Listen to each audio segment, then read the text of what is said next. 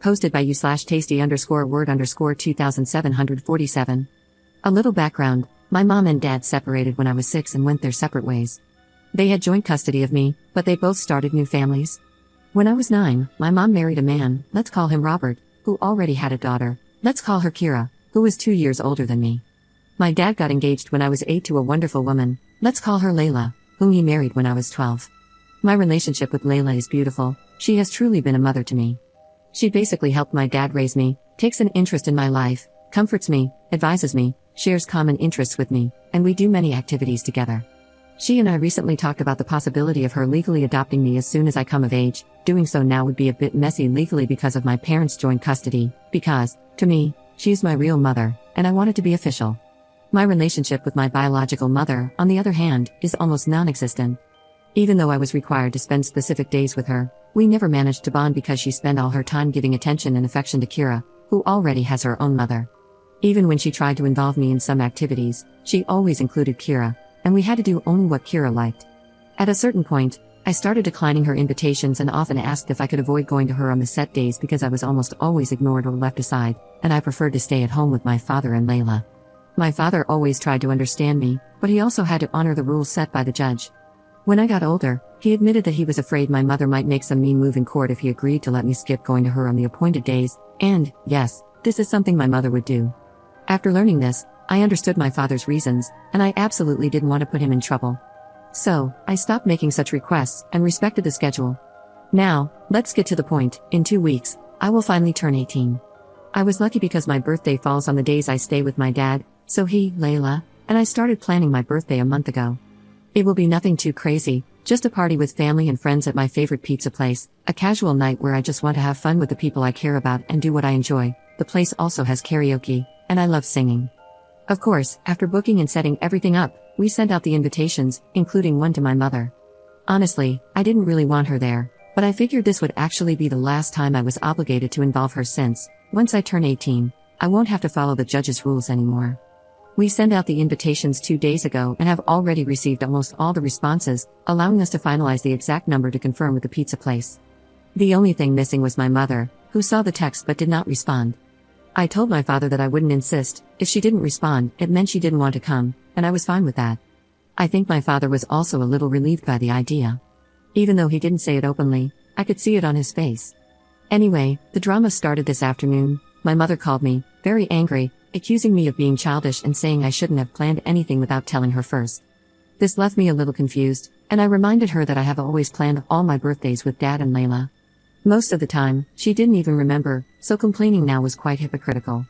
This made her even angrier. She started attacking me, saying that Kira had been crying ever since I sent the invitation to my mother because she had already planned an entire birthday party for me. I was completely speechless because the relationship between Kira and me is non-existent. She's the classic spoiled brat who always wants to be the center of attention, and my mother has always supported her behavior, making it worse. Clearly, she and I have never gotten along. I just couldn't understand why on earth Kira would want to organize a birthday party for me. It didn't make any sense. I asked her why Kira did it, and especially why she did it without telling me. I mean, did she really think I wouldn't make any plans for my 18th birthday? It was ridiculous. My mother said it was supposed to be a surprise, and since I hadn't told her about my plans, she assumed I didn't want to do anything for my birthday. And I mean, she could have asked, right? But no. Then came the worst part, the part that, I admit, made me lose my cool. My mother started listing all the things Kira had prepared for my party, maybe to rub it in my face what I would be missing, and they were all Kira's favorite activities.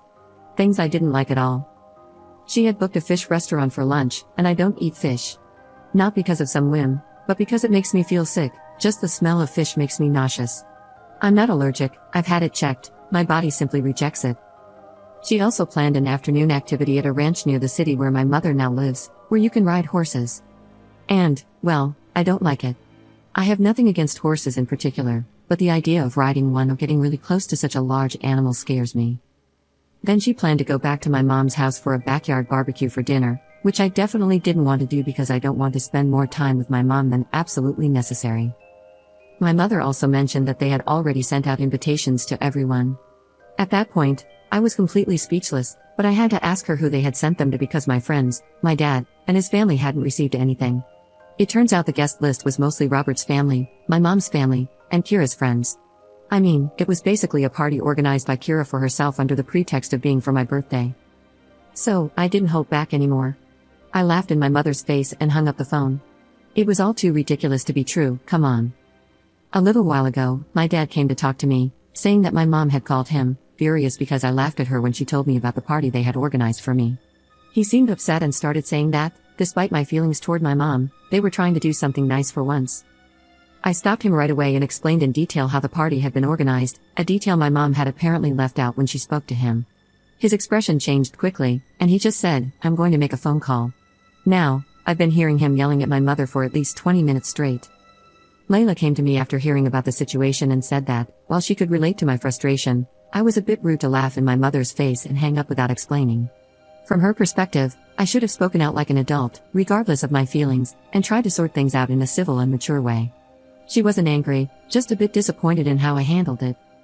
After she left, I started reflecting on my actions. Maybe I was a little hasty, but honestly, I don't think talking to my mom would have helped the situation. Still, I'm beginning to wonder if I could have handled it better. Update 2 days later. Okay, I didn't think my post would get all this attention, but thank you all for the good wishes and words of comfort. I read all your comments and decided to follow some advice. First of all, I talked to Layla about my reaction to my mother. Layla raised me to value the importance of communication and always encouraged me to talk about my problems so I could solve them, so I understand where her comment about my behavior came from. I also shared my point of view, explaining that the situation my mother was describing was so absurd that laughing was the only natural instinct I had. While my mother was talking, at some point, I thought, is this a joke? Or some sort of bad prank? Is she making this all up? Because her nonsense was absolutely ridiculous. Layla said she understood me, and, as many of you have mentioned, she just wanted me to realize that there will be situations in my life where I can't simply laugh and hang up the phone. She was genuinely concerned about my reaction. Anyway, we managed to clear things up between us, and I'm happy about that. I also talked to my dad about the phone call he had with my mom. Apparently, my mom had an excuse for everything. She said that Kira just wanted to do something nice and sisterly for my big day, that she wanted to share her hobby, riding horses, with me, and that she never thought my fish problem was a real issue but just a whim. She claimed the restaurant they had booked served the best fish around.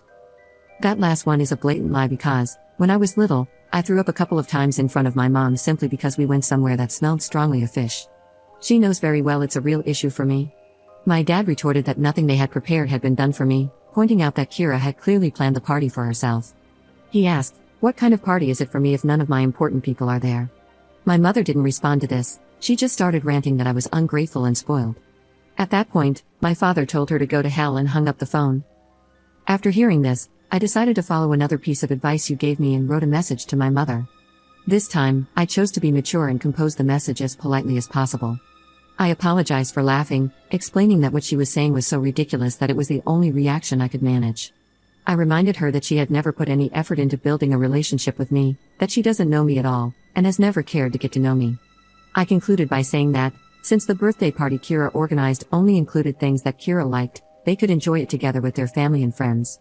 I also told her that her invitation to my pizza party was withdrawn and that she shouldn't bother showing up, as she had already made it clear with her last phone call where her priorities lay.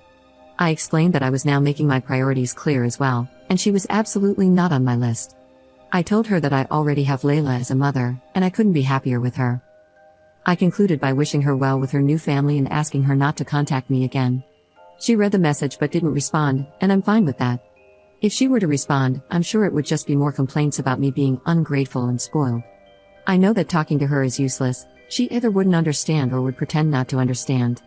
However, clarifying things once and for all has brought closure to the situation, at least on my side. I feel a sense of resolution, and I thank you all for that. I probably would have just given up and ended contact with her after my 18th birthday without saying anything, but your comments helped me realize that a firm, definitive end was necessary. For those who asked how my mom could throw me a surprise party when I wasn't with her, my dad asked her the same question, along with asking how she could possibly think you wouldn't throw me an 18th birthday party. He took that a bit personally, lol. She explained that they had planned for Robert to come get me on the morning of my birthday, explain the situation to Dad and Layla, and then take me to her house under some pretense. Honestly, I don't know how they thought that would work.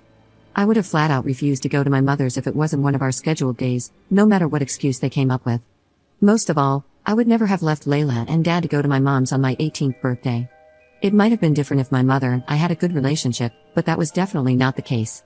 In all of this, the only person I don't feel like blaming is Robert.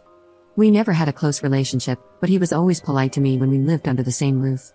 He even cleared out his study so I could have a permanent room at his house when I stayed with my mother. We didn't develop any kind of stepdaughter-stepfather bond, but he always tried to be kind to me, so I don't hold him responsible for any of this. It's likely that he genuinely thinks the party is for me. We don't know each other well enough for him to know my tastes unless my mother told him, though I highly doubt she did. Luckily, I didn't leave anything of mine at my mother's house either. All my belongings are permanently at my father's house. Usually, I would pack a suitcase with the things I needed for the days I stayed at my mother's and then bring everything back with me when I returned to my father's. I never felt comfortable leaving anything there because Robert's family and Kira's friends came over often, and I didn't want to risk leaving anything of mine out in the open for strangers. Well, that's it for now. I hope my mom respects my wish to go no contact and doesn't bother me anymore. I'd also like to bring up the adoption conversation with Layla after the holidays. She seemed really happy when we first talked about it. Thanks again, everyone, for your kind words and advice. Your insights have helped me better manage the situation. I can understand that I'm still a little immature, but I feel this experience has helped me grow a bit and see the issue from different perspectives. Wishing you all the best.